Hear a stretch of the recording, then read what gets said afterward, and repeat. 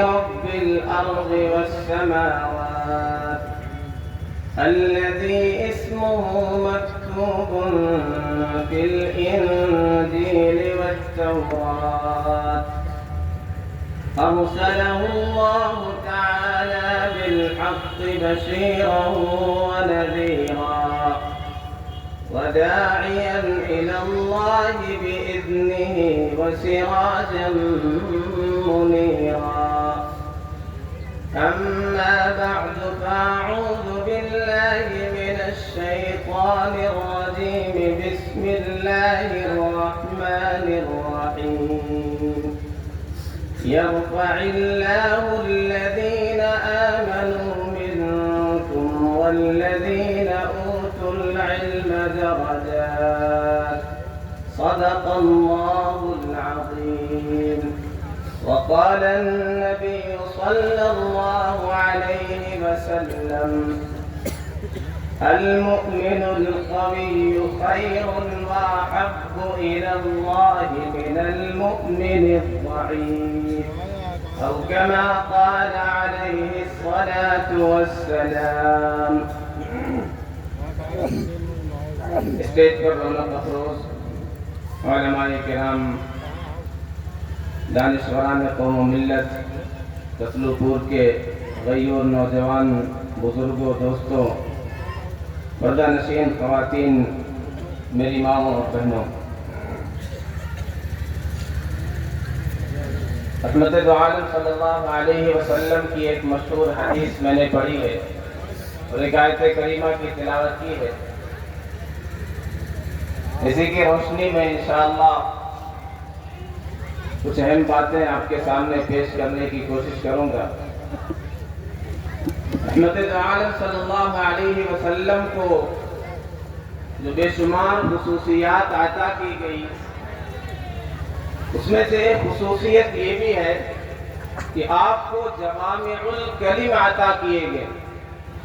جوامع الکلم کے معنی ہوتے ہیں قلیل المبانی کثیر المعانی. الفاظ انتہائی مختصر ہیں لیکن معانی کا سمندر موجود ہے. اس کی ایک مثال یہ حدیث ہے جو میں نے پڑھی.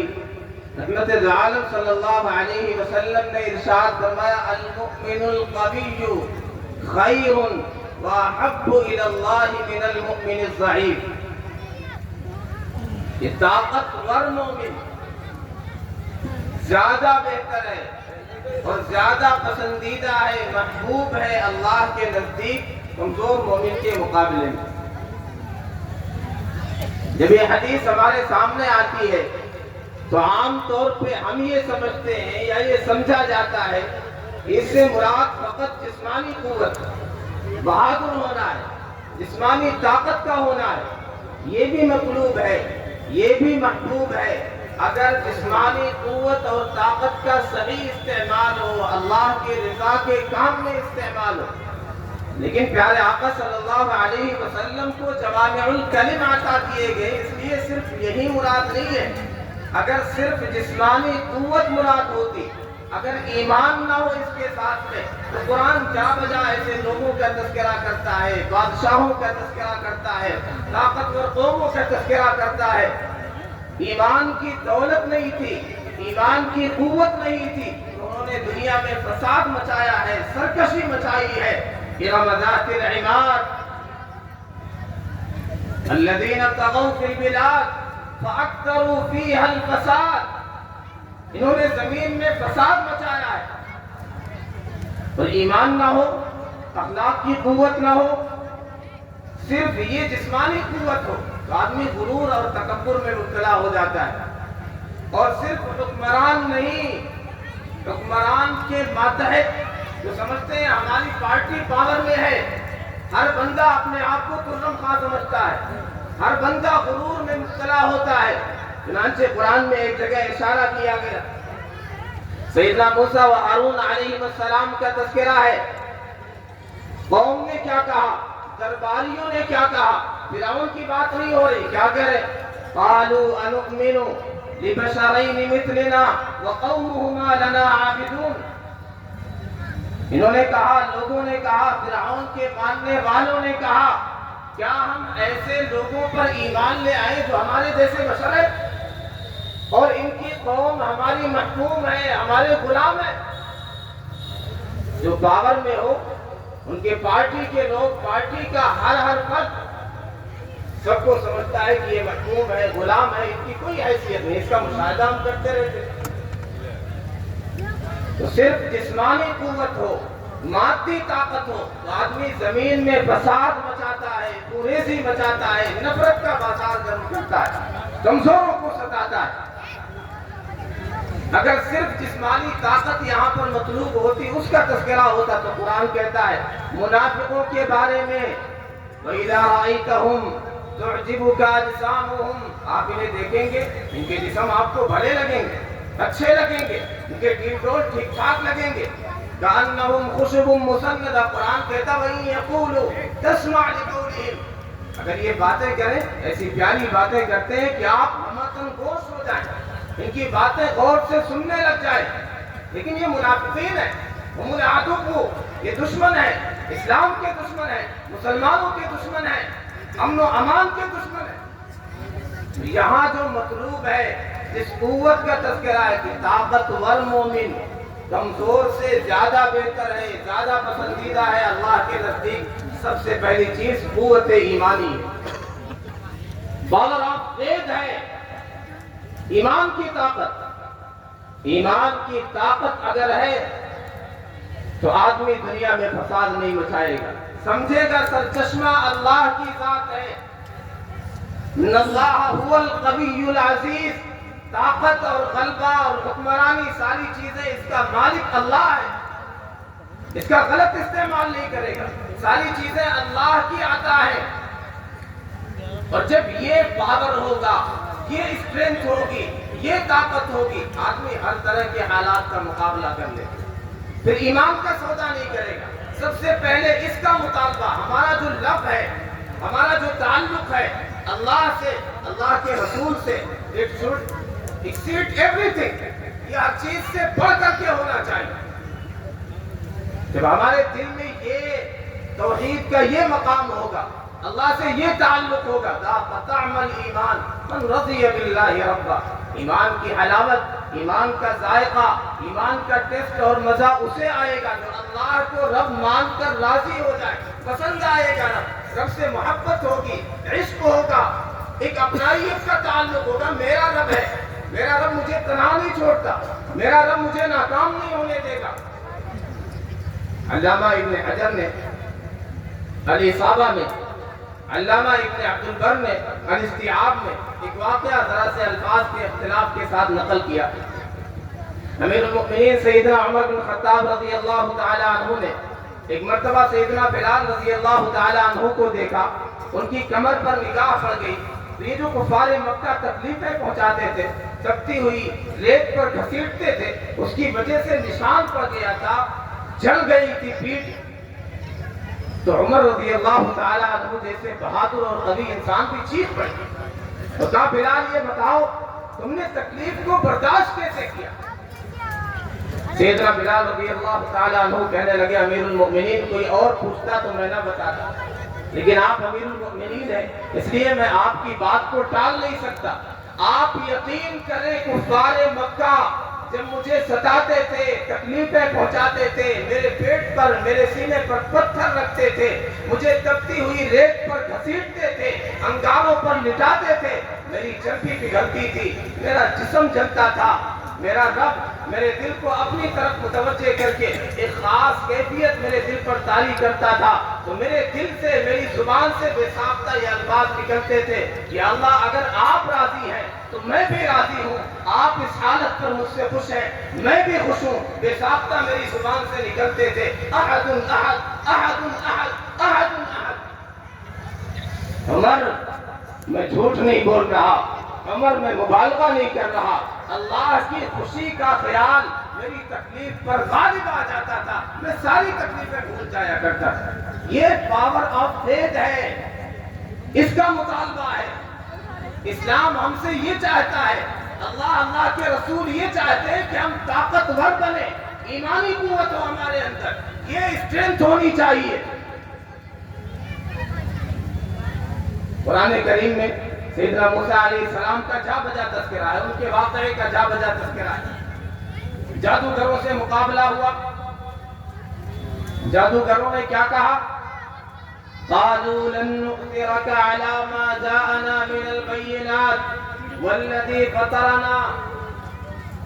فرعون نے بلایا تھا مقابلہ کرنے کے لیے جادوگروں کو سیدنا موسیٰ علیہ السلام سے، اور کہا تھا تمہیں انعام و اکرام سے خوب نوازا جائے گا، لیکن انہوں نے دیکھا ہدایت ان کے سامنے واضح ہو گئی، روشن دلائل سامنے آ گئے، سمجھ میں آ گیا کہ جادو الگ ہی چیز ہوتی ہے، معجزہ الگ چیز ہوتی ہے۔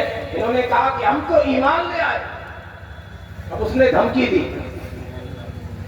لَأُقَطِّعَنَّ أَيْدِيَكُمْ وَأَرْجُلَكُمْ مِنْ خِلَافٍ، تمہارے ہاتھ پاؤں کو مخالف سمتوں سے کاٹ دیا جائے گا اگر تم ایمان سے پھرے نہیں، اور تمہیں سولی پر لٹکا دیا جائے گا۔ انہوں نے کیا جواب دیا؟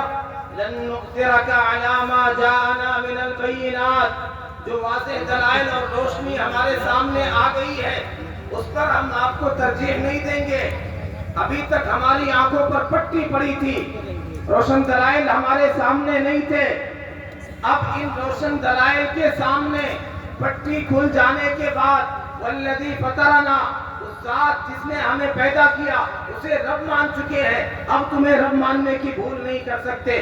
فاقضِ ما انت قاض، جو مرضی کرنا ہے، جو فیصلہ کرنا ہے، تجھے جو کرنا ہے فرعون کر لے۔ یہ جواب ہے فاقضِ ما انت قاض۔ آدمی حیران ہو جاتا ہے کہ ایک لمحہ ہوا ابھی ان کے ایمان کو، ابھی ایمان لائے، لیکن کتنا زبردست، کتنا طاقتور ان کا ایمان ہو گیا، کس مقام کو پہنچ گئے، کس لیول کو ان کا ایمان پہنچ گیا لمحوں میں۔ کہہ رہے جو سزا دینا ہے، ہاتھ پاؤں کاٹنا ہے کاٹ ڈالو، سولی پر لٹکانا ہے، جسم کے ٹکڑے ٹکڑے کرنا ہے، جو مرضی کر لو، فاقضِ ما انت قاض، whatever you want to do do, جو کرنا چاہتے ہو کر لو، لیکن ہم اس حق سے پھر نہیں سکتے۔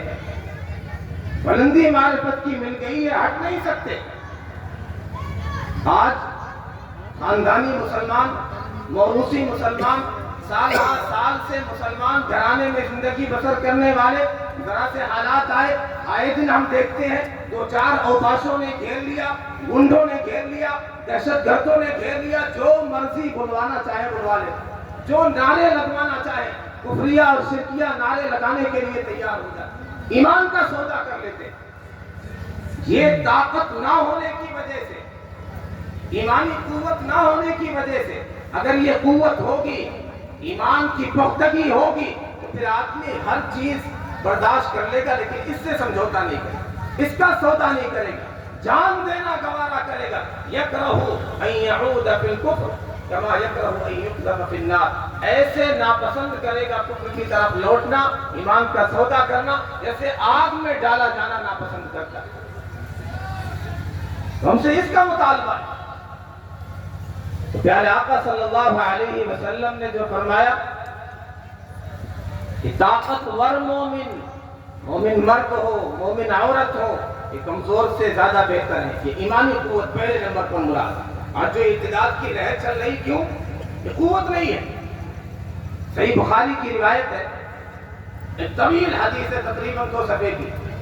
ابو سفیان اپنے اسلام لانے سے پہلے کا واقعہ بیان کرتے ہیں، ہرقل کے دربار میں موجود ہے، پیارے آقا صلی اللہ علیہ وسلم کے متعلق تقریباً 14 سوال کیے ابو سفیان سے ہرقل نے۔ ایک سوال یہ تھا کہ پیارے آقا صلی اللہ علیہ وسلم پر جو ایمان لانے والے هل یزیدون ام ینقصون، کیا یہ بڑھ رہے ہیں یا گھٹ رہے ہیں؟ انہوں نے جواب دیا یزیدون، بڑھ رہے ہیں۔ آگے سوال کیا هل یرتد احد سخطا لدینہ، کیا کوئی دین سے ناراض ہو کر کے مرتد ہو گیا؟ فرمایا نہیں، ایسا ایک بھی کوئی ایسا بندہ نہیں ہے کہ دین سے ناراض ہو کر کے مرتد ہو گیا۔ ہرقل نے کہا کذالک الایمان حین تخالط بشاشتہ القلوب، ایمان کی یہی حالت ہے جب اس کی بشاشت، اس کی حقانیت دلوں میں جاگزی ہو جاتی ہے، راسخ ہو جاتی ہے، پھر آدمی اس کا سودا نہیں کر سکتا۔ اس کی کمی ہے ہمارے معاشرے میں، ہمارے بچوں اور بچیوں میں۔ ضرورت اس بات کی ہے پہلے اس کی پختگی پیدا کی جائے، یہ بتایا جائے اس سے بڑی کوئی دولت نہیں ہے، توحید سے بڑی کوئی دولت نہیں ہے، ایمان سے قیمتی کوئی دولت نہیں ہے۔ اے دل، تمام نفع ہے سودائے عشق میں، ایک جان کا زیاں ہے تو وہ بھی زیاں ہے۔ اگر اس دولت کی حفاظت ہو جائے، ایمان سلامت ہے، جان بھی جائے، کوئی پرواہ نہیں ہونی چاہیے۔ اور آگے بڑھیں، کون سی قوت یہاں پہ مطلوب ہے، محبوب ہے؟ نبی اکرم صلی اللہ علیہ وسلم سے عشق ہے۔ قوت عشق سے ہر پست کو بالا کر دے، دہر میں اس میں محمد کو اجالا کر دے، کہ محمد سے وفا تونے تو ہم تیرے ہیں، یہ جہاں چیز ہے کیا لوح و قلم تیرے ہیں۔ قوت عشق اگر ہو جائے، کیسا تھا صحابہ اور صحابیات کا؟ خواتین بھی سن رہی ہیں، ایک صحابیہ کا واقعہ بیان کرتا ہوں۔ ان امرأۃ من بنی دینار، بنی دینار کی ایک انصاری خاتون، غزوہ احد کا موقع ہے، قتل ابوہا واخوہا وزوجہا، والد بھی شہید ہو گئے، بھائی بھی، انہوں نے بھی جام شہادت نوش کر لیا، شوہر بھی راہ خدا میں کام آ گئے۔ اسے بتلایا گیا، استرجعی، انہوں نے انا للہ و انا الیہ راجعون پڑھا اور کہا مجھے بتلاؤ میرے محبوب صلی اللہ علیہ وسلم کیسے، میرے آقا کیسے ہیں، نبیوں کے سردار کیسے ہیں؟ کہا گیا ہوا بخیر کما تحبین، پیارے آقا صلی اللہ علیہ وسلم خیر و عافیت سے ہیں جیسے تم چاہتے ہیں۔ انہوں نے کہا مجھے دکھلاؤ، جب تک میری آنکھیں دیکھ نہ لیں گی مجھے قرار نہیں۔ والد فوت ہو گئے، شوہر چلے گئے، بھائی بھی راہ خدا میں جام شہادت نوش کر گئے، کوئی پرواہ نہیں، ایک ہی فکر ہے۔ جب پیارے آقا صلی اللہ علیہ وسلم کو اپنے سر کی آنکھوں سے دیکھ لیا، کیا کہا؟ کل مصیبت بعدک یا رسول اللہ جلل، یا رسول اللہ ہر مصیبت اگر آپ سلامت ہیں، آپ عافیت سے ہیں، ہر مصیبت حل کی، کوئی حیثیت نہیں ہے چاہے ساری مصیبت۔ ہمارے اندر یہ ایمان ہونا چاہیے، اللہ کے رسول سے یہ تعلق ہونا چاہیے۔ یہ تعلق کیسے ہوگا، اس میں مضبوطی کیسے آئے گی؟ بہت سارے طریقے ہیں، بہت سے خیر کے کام ہیں۔ اللہ سے تعلق مضبوط ہو جائے، پیارے آقا صلی اللہ علیہ وسلم سے تعلق مضبوط ہو جائے۔ ایک چیز ہم کہتے ہیں کہ تعلقات برقرار رہتے ہیں آنے جانے سے، ملاقات کرنے سے، بات چیت کرنے سے، بہت خاموش رہنے سے بھی رشتے ٹوٹ جاتے ہیں۔ رب سے تعلق کیسے برقرار رہے گا؟ جب رب کے گھر جائیں گے، اور یہ تعلق ہمارے بارے میں کہا گیا آپس میں تعلقات مضبوط ہونے چاہیے، لیکن کیا کہا گیا؟ لا یحل لمسلم ان یہجر اخاہ فوق ثلاث، 3 دن سے زیادہ اپنے بھائی کو چھوڑے رکھنا، بات چیت بند کرنا، قطع کلامی کیے رہنا، اس کی اجازت نہیں، حلال نہیں۔ لیکن رب کے حوالے سے کیا ہے؟ رب سے جو تعلق ہونا چاہیے، اس میں 3 دن کیا، ایک دن میں اگر 5 مرتبہ حاضری دینے کے بجائے 4 مرتبہ حاضری دیں گے، پیارے آقا صلی اللہ علیہ وسلم نے فرمایا من ترک الصلاة متعمدا فقد کفر، ایک نماز بھی اگر کسی نے جان بوجھ کر چھوڑی وہ کافر ہو گیا، تعلق ختم ہو گیا رب سے۔ تو یہ تعلق اگر مضبوط کرنا چاہتے ہیں تو ہمیں 5 مرتبہ کم سے کم اللہ کے گھر میں حاضری لگانی پڑے گی، مسجدوں کو آباد کرنا پڑے گا، رب کے گھر کو آباد کرنا پڑے گا، اپنی پیشانی کو سجدوں سے سجانا پڑے گا۔ اسی طرح پیارے آقا صلی اللہ علیہ وسلم سے تعلق اس کے ذریعے سے مضبوط ہوگا۔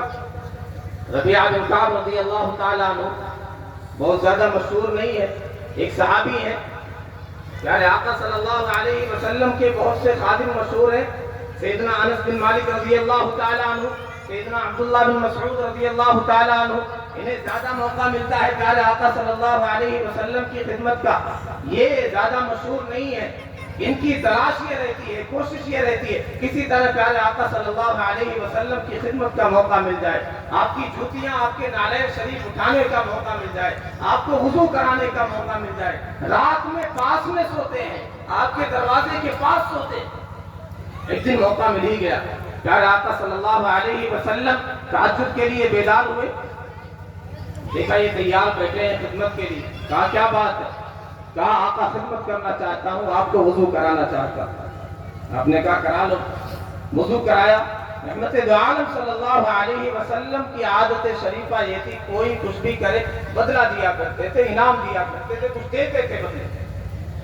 انہوں نے خدمت کی، آپ نے کہا ربیعہ صلی شیئا، کچھ مانگو، کیا چاہیے؟ انہیں پتا ہے کہ نبیوں کے سردار نے کہا ہے کہ مانگو تو آج جو مانگوں گا مل جائے گا، دنیا کی دولت مانگو، دولتوں کے دہانے کھول دیے جائیں گے، کوئی عہدہ اور منصب مانگو، محروم نہیں رہوں گا۔ لیکن قربان جائیے پیارے آقا صلی اللہ علیہ وسلم کی تربیت کا کیا اثر تھا۔ دنیا نہیں مانگی، دنیا کی دولت نہیں مانگی، کیا کہا؟ اسألک مرافقتک فی الجنہ، پیارے آقا مجھے جنت میں آپ کا ساتھ چاہیے، آپ کا پڑوس چاہیے، آپ کی مرافقت چاہیے، آپ کے قدموں میں جگہ چاہیے۔ آپ نے کہا وغیر ذالک یا ربیعہ، ربیعہ کچھ اور مانگو، دنیا کی بات کرو، گھر کی بات کرو، خوبصورت بنگلے کی بات کرو، سواری کی بات کرو، جائیداد کی بات کرو، دنیا مانگو۔ میں ہوا ذاک یا رسول اللہ، ہوا ذاک یا رسول اللہ، ہوا ذاک یا رسول اللہ، میرے محبوب کچھ نہیں چاہیے، دنیا کی دولت ہے تو فنا ہو جائیں گی، ختم ہو جائیں گی، فانی ہے۔ رضیتم بالحیات الدنیا من الآخرہ، آخرت کے مقابلے میں دنیاوی زندگی پر راضی ہو گئے، یہ فنا ہونے والی، مٹ جانے والی، وما الحیات الدنیا الا متاع الغرور، یہ دھوکے کا گھر ہے۔ فرمایا ہوا ذاک یا رسول اللہ، کچھ نہیں چاہیے، یہی دل کی حسرت ہے، یہی تمنا ہے، یہی آرزو ہے، بس جنت میں آپ کا ساتھ چاہیے۔ کیا ہم سب کو نہیں چاہیے؟ یقیناً ہر مسلمان کو، ہر عاشق رسول کو چاہیے، ہم سب کی یہی تمنا۔ آپ نے کہا بس ایک کام کرنا، وہ ہم سب کے لیے۔ فرمایا اذن اعنی علی نفسک بکثرت السجود، کثرت سے سجدہ کر کے میری مدد کرو۔ کثرت سے سجدہ کریں گے، نمازیں پڑھیں گے، پیارے آقا صلی اللہ علیہ وسلم کی آنکھیں ٹھنڈی ہوں گی، آپ کو تسکین پہنچے گی۔ غیروں نے جو تکلیفیں پہنچائی وہ تو غیر تھے، شکوہ تو اپنوں سے ہوتا ہے، تم تو غیروں کی بات کرتے ہو، ہم نے اپنے بھی آزمائے ہیں، لوگ کانٹوں سے بچ نکلتے ہیں، ہم نے پھولوں سے زخم کھائے۔ مسلمانوں نے مسجدوں کو ویران کیا ہے، مسلمانوں نے رب کے گھر کو ویران کیا ہے، مسلمان نماز پڑھنے کے لیے تیار نہیں ہے، صرف دعویٰ کرتے ہیں اللہ سے، اللہ کے رسول سے محبت۔ یہ صرف دعوے ہیں، 30,000 میرلی ورڈز، الفاظ سے کچھ نہیں ہوتا۔ لو کان حبک صادقا لاطعتہ ان المحب لمن یحب مطیع۔ صحابہ کرام نے جو قربانیاں دی وہ تو تاریخ کا ایک روشن باب ہے۔ بعد والوں نے پیارے آقا صلی اللہ علیہ وسلم سے کیسی محبت کی، ایک ایک ادا کو محفوظ کیا ہے، مستقل فنون تیار ہوئے، پیارے آقا صلی اللہ علیہ وسلم کی احادیث کو جو محفوظ کیا ہے۔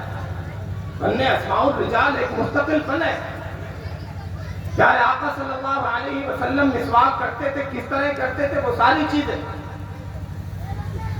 پیارے آقا صلی اللہ علیہ وسلم کی نہ صرف حدیثیں اور ادائیں پہنچائی ہے، سینہ بسینہ ساری چیز پہنچائی ہے، سند کے ساتھ پہنچائی ہے۔ مثال کے طور پہ دنیا میں کسی کے پاس یہ چیز نہیں، ہمارے پاس جو علم ہے پیارے آقا صلی اللہ علیہ وسلم کے توسط سے جو پہنچا ہے سینہ بسینہ سند کے ساتھ، یہ کسی کے پاس یہ دولت نہیں۔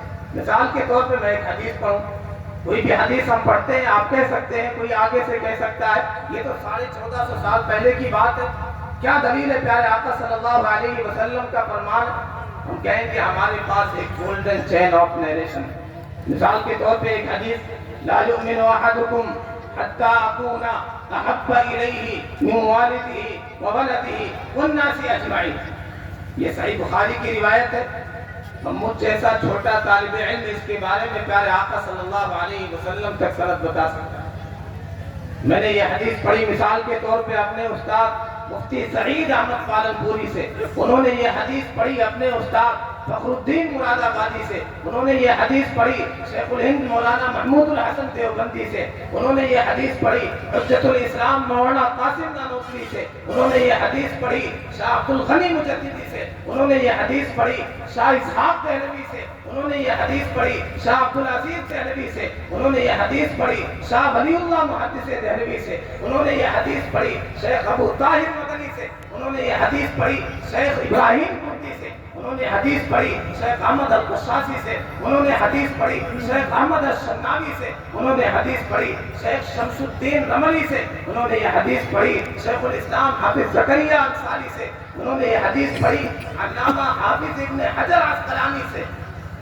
انہوں نے حدیث پڑھی ابراہیم بن ابی طالب سے، انہوں نے احمد بن ابی طالب الحجار سے، انہوں نے حسین بن مبارک الزبیدی سے، انہوں نے عبد الاول بن عیسیٰ الحروی سے، انہوں نے عبد الرحمن بن مظفر داؤدی سے، انہوں نے عبداللہ بن احمد السرخسی سے، انہوں نے محمد بن یوسف بربری سے، انہوں نے امیر المؤمنین فی الحدیث ابی عبداللہ محمد بن اسماعیل البخاری سے، انہوں نے یعقوب بن ابراہیم سے، انہوں نے ابن علیہ سے، انہوں نے عبدالعزیز بن صہیب سے، انہوں نے پیارے آقا صلی اللہ علیہ وسلم کے پیارے جانثار خادم سیدنا انس بن مالک رضی اللہ تعالیٰ عنہ سے، انہوں نے نبیوں کے سردار شاہ ابرار آمنہ کے لال فاطمہ کے باپ عبداللہ کے در یتیم رحمت دو عالم صلی اللہ علیہ وسلم سے آپ نے ارشاد فرمایا لا یؤمن احدکم حتی اکون احب الیہ من والدہ وولدہ والناس اجمعین، تم میں سے کوئی مومن کامل ہو ہی نہیں سکتا